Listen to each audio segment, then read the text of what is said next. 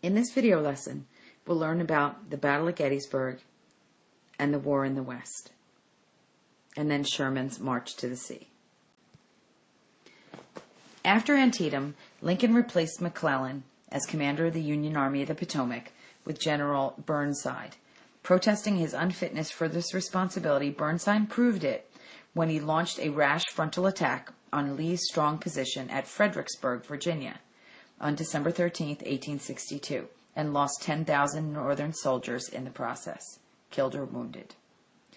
A new slaughter pen was prepared when General Burnside yielded his command to Fighting Joe Hooker, an aggressive officer but a headstrong subordinate. At Chancellorsville, Virginia, May 2nd to 4th, 1863, Lee divided his inferior force and sent Stonewall Jackson to attack the Union flank. The strategy worked, and General Hooker was badly beaten but not crushed. Jackson was mistakenly shot by his own men in the gathering dust and died a few days later. And General Robert E. Lee lamented that he had lost his right arm.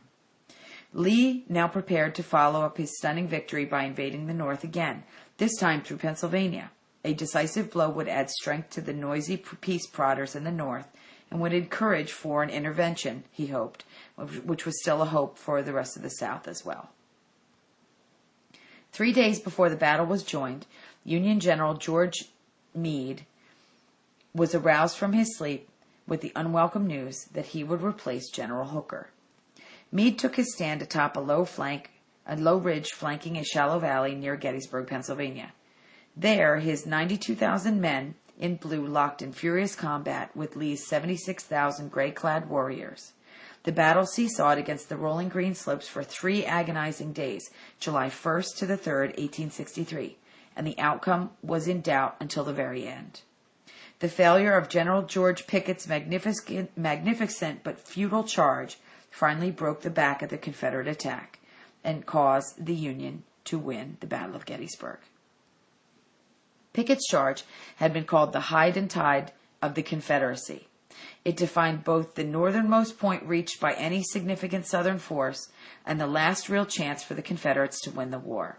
As the Battle of Gettysburg raged, a Confederate peace delegation was moving under a flag of truce towards the Union. Jefferson Davis hoped his negotiators would arrive in Washington just as Lee's triumphant army marched on it from Gettysburg to the north. But the victory at Gettysburg belonged to Abraham Lincoln and the North, who refused to allow the Confederate peace mission to pass through Union lines, for now the Southern cause was doomed. Yet the men of Dixie fought on for nearly 2 years longer, though weary in spirit. Late that autumn of 1863, Lincoln journeyed to Gettysburg to dedicate the cemetery and read a 2-minute address called the Gettysburg Address. This is a president who was speaking for the ages, and even though the speech itself was not listened to much at the time, it is now one of our most revered works of Abraham Lincoln. Events in the Western theater of the war provided Lincoln with an able-bodied general, Ulysses S. Grant, who had fought creditably in the Mexican War, but had resigned because he had a drinking problem. Grant was not much of a figure, but his military experience combined with his boldness and resourcefulness catapulted him on a rise to basically control the Union Army. Grant's first signal success came in northern Tennessee.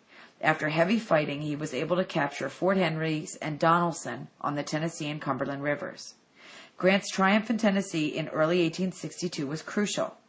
It made Kentucky more securely part of the Union, but also opened the gateway to the important region of Tennessee, as well as to Georgia and the heart of the Confederacy.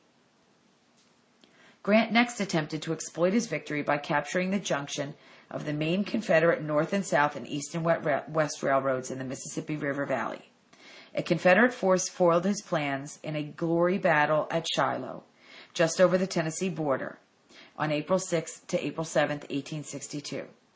And this is when they realized that there was not going to be a quick end to the war in the West. Lincoln resisted all demands for the removal of unconditional surrender Grant, as he came to be called. Other Union thrusts into the West were in the making. In the spring of 1862, a flotilla commanded by Admiral David Farragut joined with a Northern army to strike a blow to the South by seizing the port of New Orleans. With Union gunboats both ascending and descending on the Mississippi River, the eastern part of the Confederacy was left with a jeopardized back door. The fortress of Vicksburg, located on a hairpin turn of the Mississippi River, was the South sentinel that protected their lifeline to their western sources of supply. General Grant was now given command of the Union forces attacking Vicksburg, and the siege of Vicksburg was his best-fought campaign of the war.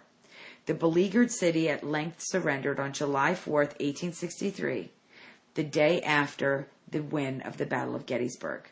5 days later came the fall of Port Hudson, which was the last southern bastion on the Mississippi, and the spinal cord of the Confederacy had now been snapped in two.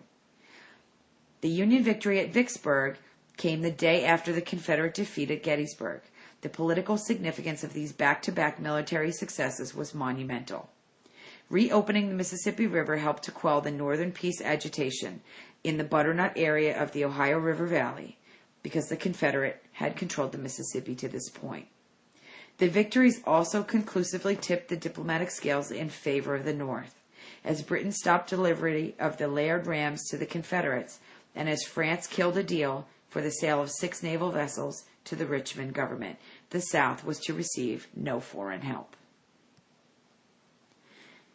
Sherman Scorches, Georgia.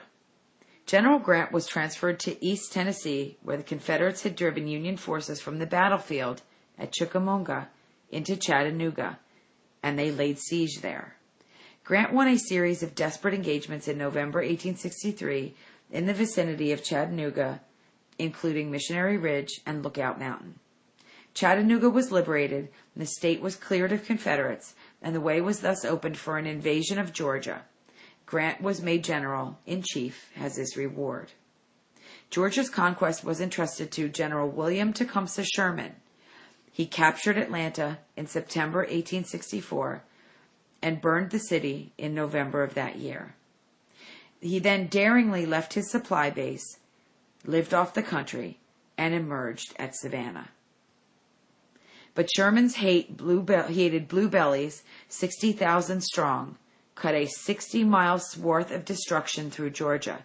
They burned a path 60 miles wide, burning buildings and tearing up railroad ties as they went.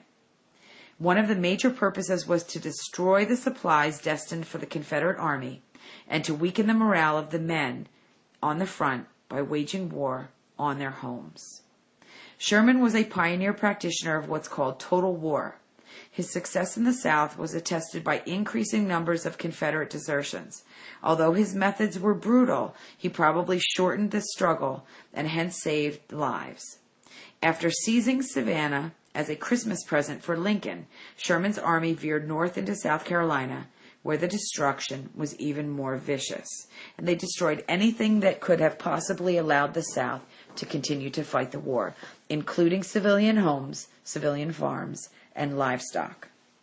The capital city of Columbia burst into flames as Sherman's conquering army had rolled deep into North Carolina by the time the war ended. The election of 1864 fell most inopportunely in the midst of the war. Political infighting to the North added greatly to Lincoln's woe. Factions within his own party, distrusting his ability or doubting his commitment to abolition, sought to remove him from office. Among his critics was a group led by Secretary of the Treasury, Salmon Chase. The creation of the Congressional Committee on the Conduct of the War, formed late in 1861, was dominated by radical Republicans who resented the expansion of presidential power in wartime and who pressed Lincoln zealously on emancipation. Most dangerous of all to the Union cause were the Northern Democrats, whose Democrats remaining in the North were left with a taint of association with the seceders. Tragedy befell the Democrats and the Union when their gifted leader, Stephen Douglas, died of typhoid fever 7 weeks after the war began.